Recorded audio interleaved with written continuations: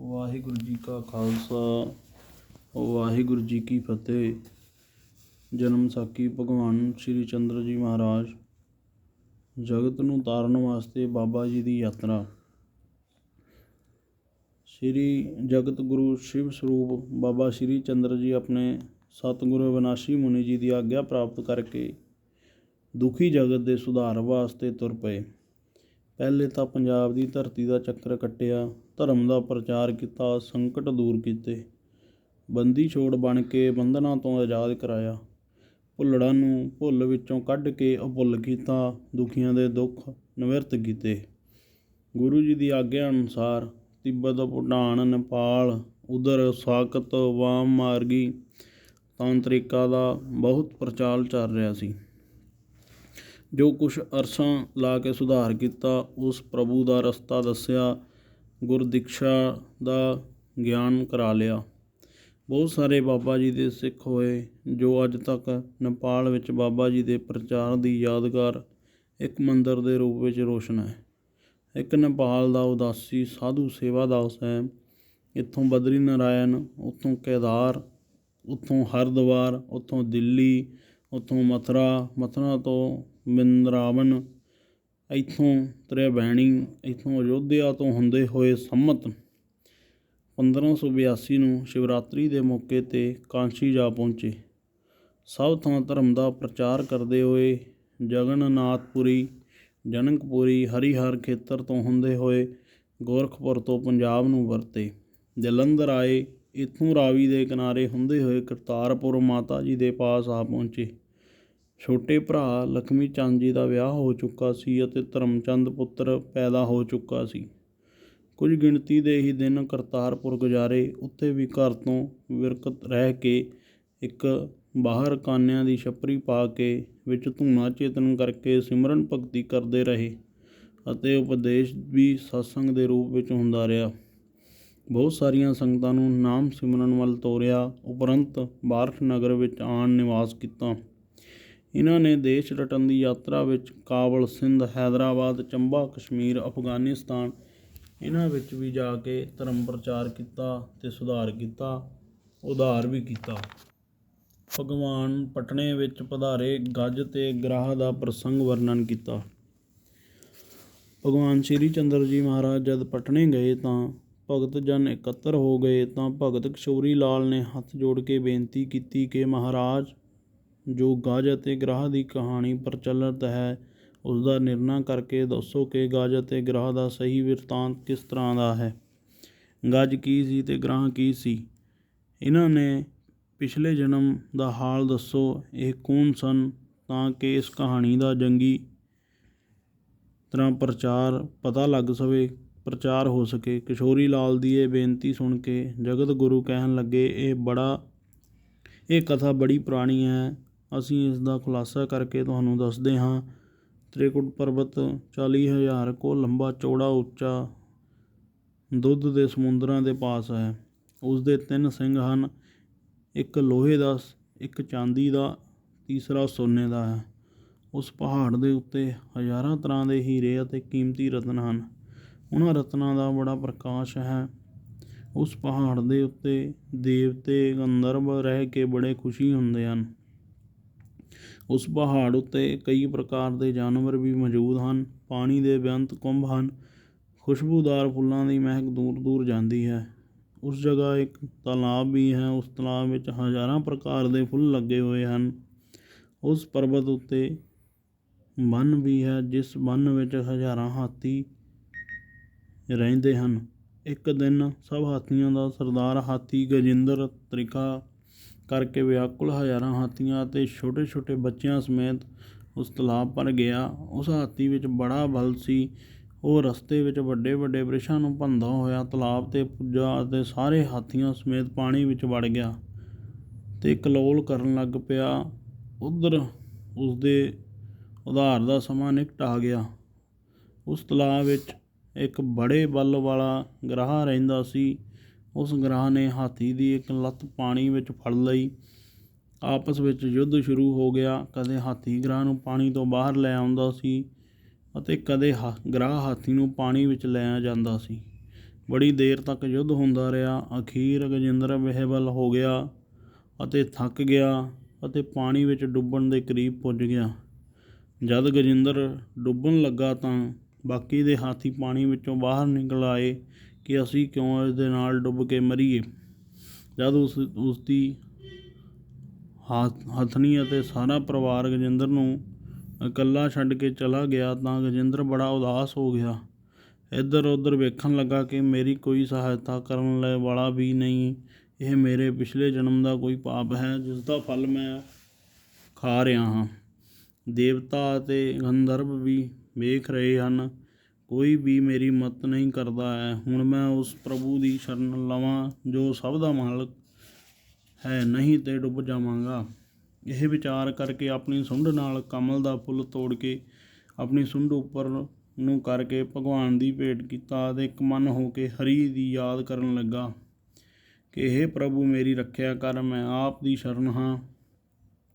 ਆਪ ਮੈਨੂੰ ਆਣ ਕੇ ਇਸ ਫੰਦੇ ਵਿੱਚੋਂ ਛੁਡਾਵੋ। ਮੈਂ ਆਪਣੇ ਸਰਬੰਧੀਆਂ ਦਾ ਵੀ ਭਰੋਸਾ ਰੱਖਿਆ ਸੀ, ਮਗਰ ਉਹ ਸਾਰੇ ਹੀ ਸੰਗ ਛੱਡ ਕੇ ਨੱਸ ਗਏ ਹਨ। ਹੁਣ ਤੇਰੇ ਬਿਨਾਂ ਮੇਰਾ ਕੋਈ ਵੀ ਸਹਾਇਕ ਨਹੀਂ ਹੈ। ਗਜੇਂਦਰ ਦੀ ਪ੍ਰਾਰਥਨਾ ਸੁਣ ਕੇ ਅੰਤਰਜਾਮੀ ਸੁਦਰਸ਼ਨ ਚੱਕਰ ਲੈ ਕੇ ਗਰੁੜ ਨੂੰ ਛੱਡ ਕੇ ਨੰਗੇ ਪੈਰੀਂ ਆਕਾਸ਼ ਦੇ ਰਸਤੇ ਚੱਲ ਪਏ ਅਤੇ ਜਾ ਕੇ ਗ੍ਰਹ ਦੇ ਉੱਪਰ ਸੁਦਰਸ਼ਨ ਚੱਕਰ ਦਾ ਵਾਰ ਕੀਤਾ। ਗ੍ਰਹ ਦਾ ਮੂੰਹ ਚੀਰ ਦਿੱਤਾ ਅਤੇ ਗਜੇਂਦਰ ਨੂੰ ਪਾਣੀ ਤੋਂ ਬਾਹਰ ਲਿਆ ਕੇ ਖੜਾ ਕਰ ਦਿੱਤਾ। ਜਿਸ ਸਮੇਂ ਭਗਵਾਨ ਨੇ ਗ੍ਰਹ ਨੂੰ ਮਾਰ ਦਿੱਤਾ ਤਾਂ ਦੇਵਤਿਆਂ ਨੇ ਬੜੀ ਉਸਤਤ ਕੀਤੀ। ਉਸੀ ਪਿਆ ਕਿ ਮਹਾਰਾਜ, ਮੈਂ ਪਿਛਲੇ ਜਨਮ ਨਾਮ ਗੰਧਰਵ ਸੀ। ਇੱਕ ਦਿਨ ਆਪਣੀਆਂ ਇਸਤਰੀਆਂ ਨੂੰ ਵਿਮਾਨ ਉੱਤੇ ਬਿਠਾਲ ਕੇ ਵਨ ਵਿੱਚ ਜਾ ਕਰ ਤਲਾਬ ਵਿੱਚ ਕਲੋਲ ਕਰਨ ਲੱਗ ਪਿਆ। ਉਸ ਸਮੇਂ ਤਲਾਬ ਵਿੱਚ ਦੇਵਲ ਰਿਖੀ ਵੀ ਇਸ਼ਨਾਨ ਕਰਦੇ ਸਨ। ਮੈਂ ਇਸਤਰੀਆਂ ਦੇ ਕਹੇ ਪਾਣੀ ਵਿੱਚ ਚੁੱਭੀ ਮਾਰ ਕੇ ਰਿਖੀ ਦਾ ਪੈਰ ਫੜ ਕੇ ਖਿੱਚ ਲਿਆ, ਜਿਸ ਕਰਕੇ ਰਿਖੀ ਜੀ ਡਿੱਗ ਪਏ। ਮੈਂ ਇਸਤਰੀਆਂ ਸਮੇਤ ਹੱਸਣ ਲੱਗ ਪਿਆ। ਕੇਵਲ ਰਿਖੀ ਨੇ ਕ੍ਰੋਧ ਵਿੱਚ ਆ ਕੇ ਸ਼ਰਾਪ ਦਿੱਤਾ ਕਿ ਤੂੰ ਗ੍ਰਹ ਬਣ ਜਾ, ਆਦਮੀ ਅਤੇ ਪਸ਼ੂਆਂ ਦੇ ਪੈਰ ਪਾਣੀ ਵਿੱਚ ਖਿੱਚਿਆ ਕਰ। ਇਹ ਸ਼ਰਾਪ ਸੁਣ ਕੇ ਮੈਂ ਕੰਬ ਗਿਆ ਅਤੇ ਰਿਖੀ ਅੱਗੇ ਬੇਨਤੀ ਕੀਤੀ ਕਿ ਮੇਰਾ ਉਧਾਰ ਕਦ ਹੋਵੇਗਾ। ਤਦ ਕੇਵਲ ਰਿਖੀ ਨੇ ਕਿਹਾ ਕਿ ਕਈ ਹਜ਼ਾਰ ਬਰਸ ਉਪਰੰਤ ਤੂੰ ਗਜੇਂਦਰ ਦਾ ਪੈਰ ਪਾਣੀ ਵਿੱਚ ਫੜੇਗਾ। ਗਜੇਂਦਰ ਦੀ ਪੁਕਾਰ ਸੁਣ ਕੇ ਭਗਵਾਨ ਆਉਣਗੇ ਅਤੇ ਸੁਦਰਸ਼ਨ ਚੱਕਰ ਮਾਰਨਗੇ, ਫਿਰ ਤੇਰੀ ਖਲਾਸੀ ਹੋਵੇਗੀ ਅਤੇ ਤੂੰ ਬੈਕੁੰਠ ਵਿੱਚ ਜਾਵੇਂਗਾ। ਇਸ ਤਰ੍ਹਾਂ ਦੀ ਆਪਣੇ ਪਿਛਲੇ ਜਨਮ ਦੀ ਸਾਰੀ ਕਹਾਣੀ ਸੁਣ ਕੇ ਆਪਣੇ ਲੋਕ ਨੂੰ ਚਲਾ ਗਿਆ ਅਤੇ ਹਰੀ ਦੀ ਕਿਰਪਾ ਨਾਲ ਸਦਗਤੀ ਹੋ ਗਈ। ਗ੍ਰਹ ਤੋਂ ਉਪਰੰਤ ਗਜੇਂਦਰ ਨੇ ਵੀ ਆਪਣੇ ਪੁਰਬਲੇ ਜਨਮ ਦੀ ਸਾਰੀ ਕਹਾਣੀ ਸੁਣਾਈ। ਗਜੇਂਦਰ ਨੇ ਕਿਹਾ ਕਿ ਮੈਂ ਇੰਦਰ ਯੂਮਨ ਰਾਜਾ ਸੀ। ਦਿਨ ਰਾਤ ਹਰੀ ਚਰਨਾਂ ਵਿੱਚ ਬਿਰਤੀ ਜੋੜ ਰਾਜ ਕਰਦਾ ਸੀ।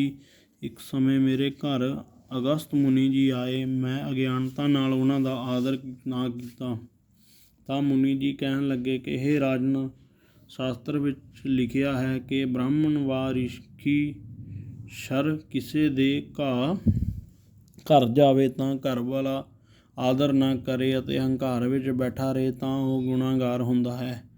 ਮੈਂ ਤੈਨੂੰ ਸ਼ਰਾਪ ਦਿੰਦਾ ਹਾਂ ਕਿ ਤੂੰ ਹਾਥੀ ਦਾ ਜਨਮ ਪਾਵੇਂਗਾ। ਇਹ ਸ਼ਰਾਪ ਸੁਣ ਕੇ ਮੈਂ ਡਰ ਗਿਆ ਅਤੇ ਰਿਖੀਚਰ ਦੇ ਚਰਨਾਂ ਉੱਤੇ ਮਸਤਕ ਰੱਖ ਕੇ ਬੇਨਤੀ ਕੀਤੀ ਕਿ ਮੇਰਾ ਉਧਾਰ ਕਿਵੇਂ ਹੋਵੇਗਾ। ਤਦ ਰਿਖੀ ਜੀ ਨੇ ਕਿਹਾ ਕਿ ਜਦ ਤੇਰਾ ਗ੍ਰਹ ਪੈਰ ਫੜੇਗਾ ਫਿਰ ਤੂੰ ਪ੍ਰਭੂ ਨੂੰ ਯਾਦ ਕਰੇਗਾ, ਫਿਰ ਭਗਵਾਨ ਤੇਰੀ ਖਲਾਸੀ ਕਰਨਗੇ ਅਤੇ ਗ੍ਰਹ ਪਾਸੋਂ ਤੈਨੂੰ ਛੁਡਾ ਕੇ ਪਾਣੀ ਤੋਂ ਬਾਹਰ ਲਿਆਉਣਗੇ।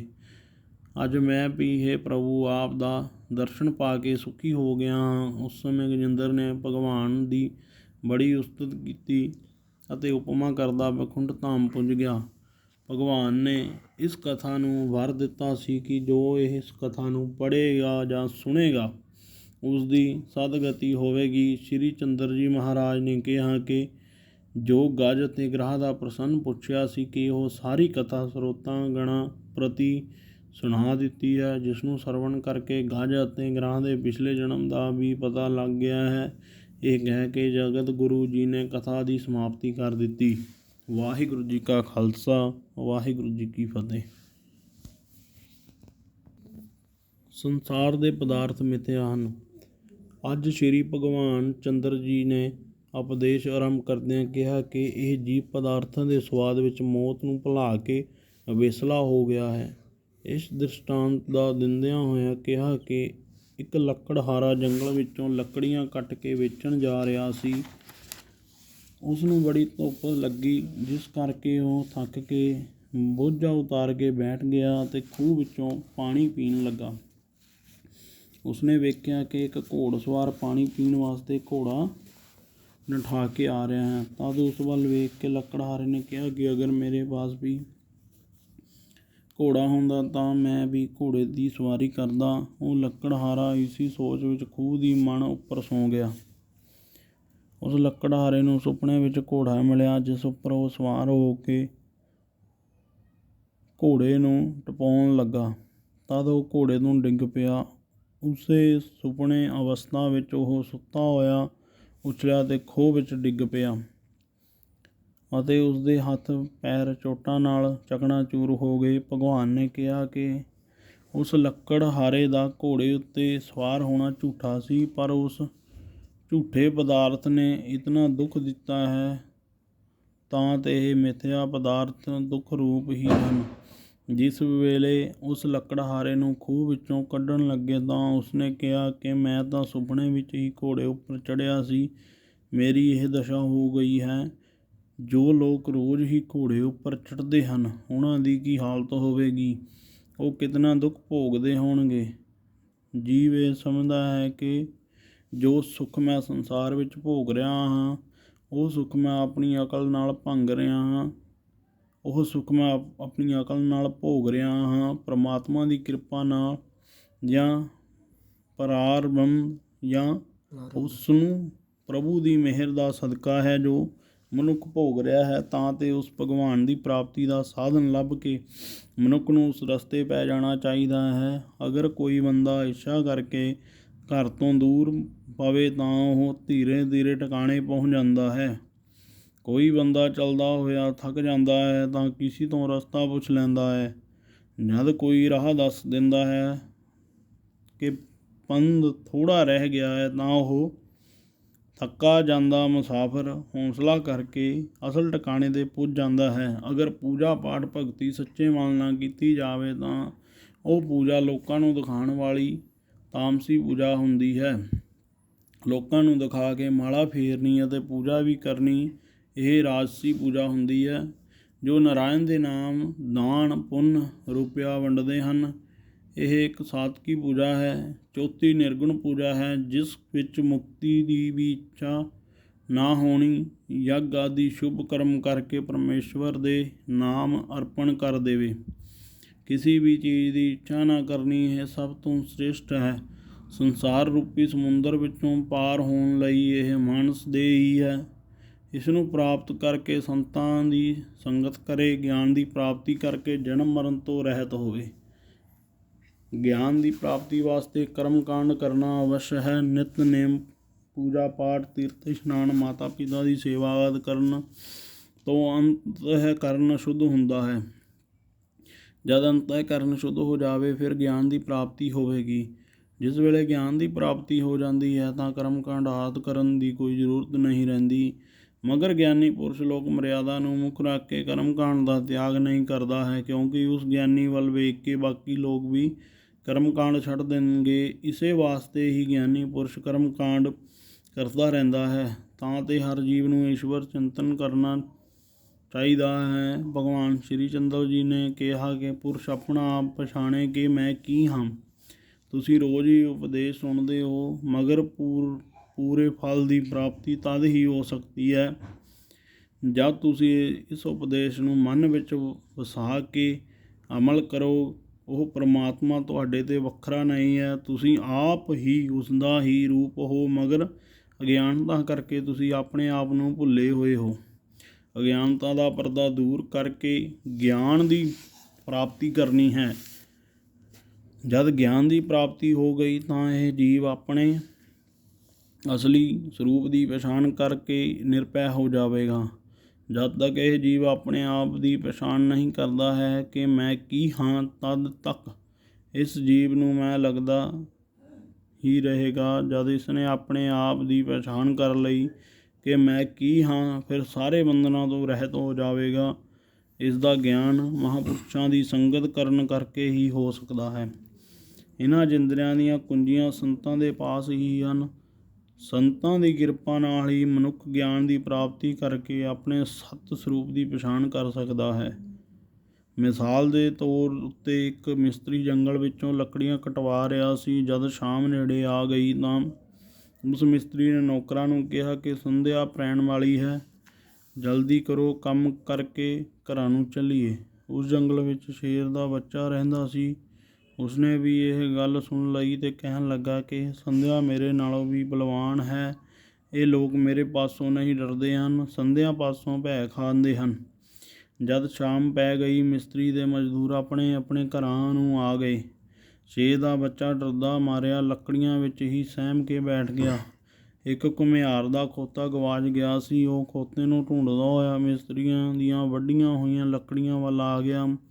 ਉੱਤੇ ਉਹ ਸ਼ੇਰ ਦਾ ਬੱਚਾ ਸਹਿਮਿਆ ਹੋਇਆ ਬੈਠਾ ਸੀ। ਹਨੇਰੇ ਵਿੱਚ ਘੁਮਿਆਰ ਨੂੰ ਵੀ ਪਤਾ ਲੱਗਾ। ਉਹ ਖੋਤਾ ਸਮਝ ਕੇ ਸ਼ੇਰ ਦੇ ਬੱਚੇ ਨੂੰ ਫੜ ਕੇ ਲੈ ਆਇਆ।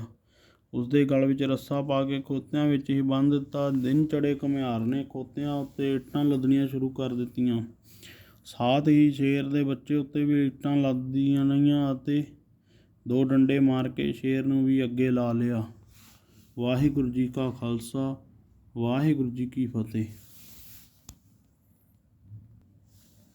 ਰਸਤੇ ਵਿੱਚ ਉਸ ਬੱਚੇ ਨੂੰ ਸ਼ੇਰ ਮਿਲਿਆ। ਉਸਨੇ ਕਿਹਾ ਕਿ ਤੂੰ ਤਾਂ ਸ਼ੇਰ ਦਾ ਪੁੱਤਰ ਹੈ, ਤੂੰ ਕਿਉਂ ਖੋਤਿਆਂ ਵਿੱਚ ਰਲਿਆ ਹੋਇਆ ਹੈ?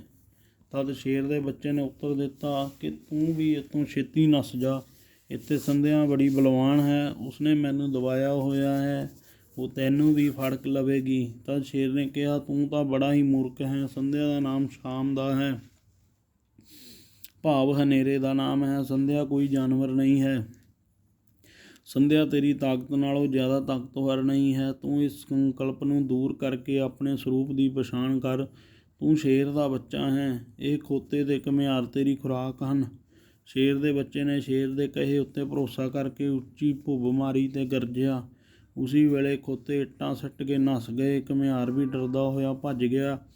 ਸ਼ੇਰ ਦਾ ਬੱਚਾ ਫਿਰ ਨਿਰਭੈ ਹੋ ਕੇ ਜੰਗਲ ਵਿੱਚ ਰਹਿਣ ਲੱਗ ਪਿਆ। ਇਸੀ ਤਰ੍ਹਾਂ ਜੀਵ ਸ਼ੇਰ ਹੈ, ਪਰ ਅਗਿਆਨਤਾ ਰੂਪੀ ਸੰਧਿਆ ਦੇ ਚੁਗਲ ਵਿੱਚ ਫਸ ਕੇ ਆਪਣੇ ਸਵਰੂਪ ਨੂੰ ਭੁਲਾ ਬੈਠਾ ਹੈ। ਜਦ ਤੱਕ ਪੂਰਨ ਮਹਾਤਮਾ ਨਹੀਂ ਮਿਲਦੇ, ਤਦ ਤੱਕ ਇਹ ਸੰਸਾਰ ਰੂਪੀ ਅੰਧੇਰਾ ਢਾਉਂਦਾ ਰਹੇਗਾ। ਜਿਸ ਵੇਲੇ ਸ਼ੇਰ ਦੇ ਬੱਚੇ ਵਾਂਗੂ ਆਪਣੇ ਆਪ ਨੂੰ ਸਰੂਪ ਦਾ ਪਤਾ ਲੱਗ ਗਿਆ, ਉਸ ਵੇਲੇ ਇਹ ਗਰਜ ਕੇ ਸਾਰੇ ਬੰਧਨ ਤੋੜ ਕੇ ਸੁਤੰਤਰ ਹੋ ਜਾਵੇਗਾ ਅਤੇ ਨਿਰਭੈ ਹੋ ਕੇ ਆਪਣੇ ਆਤਮ ਸਰੂਪ ਦਾ ਚਿੰਤਨ ਕਰਕੇ ਮੋਖ ਪਦਵੀ ਦੀ ਪ੍ਰਾਪਤੀ ਕਰ ਲਵੇਗਾ ਤੇ ਆਵਾਗਣ ਤੋਂ ਛੁਟਕਾਰਾ ਪਾ ਲਵੇਗਾ। ਇਸ ਜੀਵ ਨੂੰ ਮਹਾਂਪੁਰਸ਼ਾਂ ਦੀ ਪ੍ਰਾਪਤੀ ਵੱਡੇ ਭਾਗਾਂ ਨਾਲ ਹੁੰਦੀ ਹੈ। ਜਦ ਮਹਾਂਪੁਰਸ਼ ਮਿਲ ਜਾਣ, ਫਿਰ ਸਭ ਬੰਧਨਾਂ ਤੋਂ ਜੀਵ ਮੁਕਤ ਹੋ ਜਾਂਦਾ ਹੈ। ਵਾਹਿਗੁਰੂ ਜੀ ਕਾ ਖਾਲਸਾ, ਵਾਹਿਗੁਰੂ ਜੀ ਕੀ ਫਤਿਹ।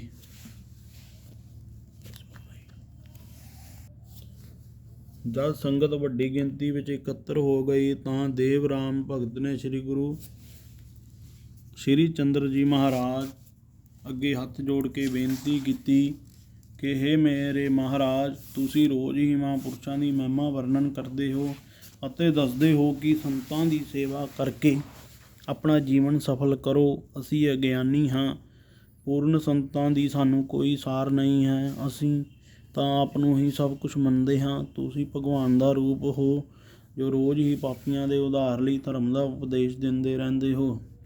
ਤੁਸੀਂ ਭਾਵੇਂ ਭੁਲੇਖੇ ਵਿੱਚ ਪਾਉਣ ਲਈ ਹੋਰ ਕਿਸੇ ਮਹਾਂਪੁਰਸ਼ ਵੱਲ ਸਾਨੂੰ ਭੇਜਣ ਦਾ ਉਪਦੇਸ਼ ਦਿਓ, ਪਰ ਤੁਹਾਡੇ ਨਾਲੋਂ ਵੱਡਾ ਕੋਈ ਹੋਰ ਮਹਾਂਪੁਰਸ਼ ਨਹੀਂ ਸਾਨੂੰ ਮਿਲ ਸਕਦਾ। ਹਾਂ, ਅਸੀਂ ਰੋਜ਼ ਵੀ ਮਹਾਤਮਾ ਦਾ ਸਤਿਕਾਰ ਕਰਦੇ ਹਾਂ, ਉਹਨਾਂ ਦੀ ਸੇਵਾ ਵੀ ਕਰਦੇ ਹਾਂ, ਪਰ ਜੋ ਸ਼ਰਧਾ ਭਾਵਨਾ ਸਾਡੀ ਤੁਹਾਡੇ ਉੱਪਰ ਹੈ, ਉਹ ਹੋਰ ਕਿਸੇ ਉੱਤੇ ਨਹੀਂ ਹੋਣੀ ਅਸੰਭਵ ਹੈ। ਤੁਸੀਂ ਤਾਂ ਆਪ ਪਾਹਰ ਬ੍ਰਹਮ ਦਾ ਸਾਕਸ਼ਾਤ ਰੂਪ ਹੋ। ਇਹ ਗੱਲ ਸੁਣ ਕੇ ਸ਼੍ਰੀ ਚੰਦਰ ਜੀ ਮਹਾਰਾਜ ਬੋਲੇ ਕਿ ਹੇ ਭਗਤ ਜਨੋ, ਤੁਸੀਂ ਹੀ ਬੜੇ ਹੀ ਭਾਗਸ਼ਾਲੀ ਹੋ, ਜਿਨ੍ਹਾਂ ਦੇ ਅੰਦਰ ਸੰਤ ਸੇਵਾ ਦਾ ਭਾਵ ਹੈ। ਤੁਸੀਂ ਆਪਣਾ ਜਨਮ ਸਫਲ ਕਰ ਰਹੇ ਹੋ। ਤੁਸੀਂ ਮਹਾਤਮਾ ਬਾਰੇ ਪ੍ਰਸ਼ਨ ਕੀਤਾ ਹੈ। ਮਹਾਤਮਾ ਦੀ ਲੀਲਾ ਬੜੀ ਬੇਅੰਤ ਹੈ। ਪੂਰਨ ਸੰਤ ਕਿਸੇ ਦੀ ਵੀ ਪਰਵਾਹ ਨਹੀਂ ਕਰਦੇ ਹਨ। ਉਹ ਸੰਸਾਰ ਦੀਆਂ ਵਡਿਆਈਆਂ ਤੋਂ ਦੂਰ ਰਹਿ ਕੇ ਪ੍ਰਸੰਨ ਰਹਿੰਦੇ ਹਨ। ਕਿਸੇ ਪਦਾਰਥ ਦੀ ਉਹਨਾਂ ਨੂੰ ਕੋਈ ਵੀ ਇੱਛਾ ਨਹੀਂ ਹੁੰਦੀ ਹੈ।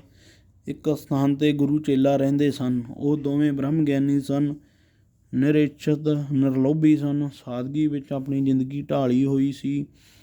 ਉਹਨਾਂ ਮਹਾਤਮਾ ਦੀ ਸ਼ੋਭਾ ਦੂਰ ਦੂਰ ਤੱਕ ਫੈਲ ਗਈ। ਉਸ ਸ਼ਹਿਰ ਦੇ ਬਾਦਸ਼ਾਹ ਨੂੰ ਵੀ ਪਤਾ ਲੱਗਾ ਕਿ ਮਹਾਤਮਾ ਬੜੇ ਤਪਸਵੀ ਅਤੇ ਸਦਾਚਾਰੀ ਹਨ, ਬੜੇ ਭਜਨੀਕ ਤੇ ਭਗਵਾਨ ਉੱਤੇ ਭਰੋਸਾ ਰੱਖਦੇ ਹਨ। ਕੋਈ ਖਾਣ ਪੀਣ ਵਾਸਤੇ ਦੇ ਜਾਵੇ ਤਾਂ ਛਕ ਲੈਂਦੇ, ਨਹੀਂ ਤੇ ਸੰਤੋਖ ਕਰਕੇ ਬੈਠੇ ਰਹਿੰਦੇ। ਐਸੀ ਉਤਮਾ ਕਰ ਸੁਣ ਕੇ ਰਾਜਾ ਰਾਣੀਆਂ ਸਮੇਤ ਦਰਸ਼ਨਾਂ ਵਾਸਤੇ ਤਿਆਰ ਹੋ ਗਿਆ ਅਤੇ ਕਈ ਤਰ੍ਹਾਂ ਦੇ ਪਕਵਾਨ ਬਣਾ ਕੇ ਨੌਕਰਾਂ ਨੂੰ ਚੁਕਵਾ ਕੇ ਸੰਤਾਂ ਦੀ ਕੁਟੀਆਂ ਵੱਲ ਆ ਗਿਆ। ਉੱਧਰ ਸੰਤਾਂ ਨੇ ਵਿਚਾਰਿਆ ਕਿ ਰਾਜਾ ਚੰਗੇ ਚੰਗੇ ਪਦਾਰਥ ਲੈ ਕੇ ਆ ਰਿਹਾ ਹੈ। ਇਸ ਤਰ੍ਹਾਂ ਦੇ ਪਦਾਰਥ ਖਾ ਕੇ ਸਾਡੀ ਬੁੱਧੀ ਵੀ ਰੋਜੋ ਗੁਣੀ ਹੋ ਜਾਵੇਗੀ ਅਤੇ ਸਾਡਾ ਭਜਨ ਅਭਿਆਸ ਪੂਰਾ ਨਹੀਂ ਉਤਰੇਗਾ। ਸਾਡੇ ਮਨ ਦੀ ਬਿਰਤੀ ਡੋਲਣ ਲੱਗ ਜਾਵੇਗੀ। ਇਸ ਵਾਸਤੇ ਐਸਾ ਕੌਤਕ ਕੀਤਾ ਜਾਵੇ ਜਿਸ ਕਰਕੇ ਰਾਜੇ ਦੀ ਸ਼ਰਧਾ ਸਾਡੇ ਉੱਤੇ ਨਾ ਰਹੇ। ਗੁਰ ਚੇਲੇ ਨੇ ਆਪਸ ਵਿੱਚ ਕੋਈ ਗੱਲ ਮਿਥ ਲਈ। ਜਿਸ ਵੇਲੇ ਰਾਜਾ ਪਾਸ ਗਿਆ ਤਾਂ ਗੁਰੂ ਚੇਲਾ ਇੱਕ ਰੋਟੀ ਦੇ ਕਾਰਨ ਲੜਨ ਲੱਗ ਪਏ। ਚੇਲਾ ਕਹੇ ਕਿ ਇਹ ਰੋਟੀ ਮੈਂ ਖਾਣੀ ਹੈ, ਕੱਲ੍ਹ ਤੁਸੀਂ ਮੇਰੇ ਤੋਂ ਵਧੀਕ ਖਾ ਗਏ ਸੀ। ਗੁਰੂ ਕਹੇ ਇਹ ਰੋਟੀ ਮੈਂ ਖਾਣੀ ਹੈ, ਮੈਨੂੰ ਡਾਢੀ ਭੁੱਖ ਲੱਗੀ ਹੋਈ ਹੈ। ਇਸ ਤਰ੍ਹਾਂ ਗੁਰੂ ਚੇਲਾ ਝਗੜ ਪਏ ਅਤੇ ਇੱਕ ਦੂਜੇ ਨੂੰ ਘੂਰੀਆਂ ਵੀ ਵੱਟਣ ਲੱਗ ਜਾਂਦੇ।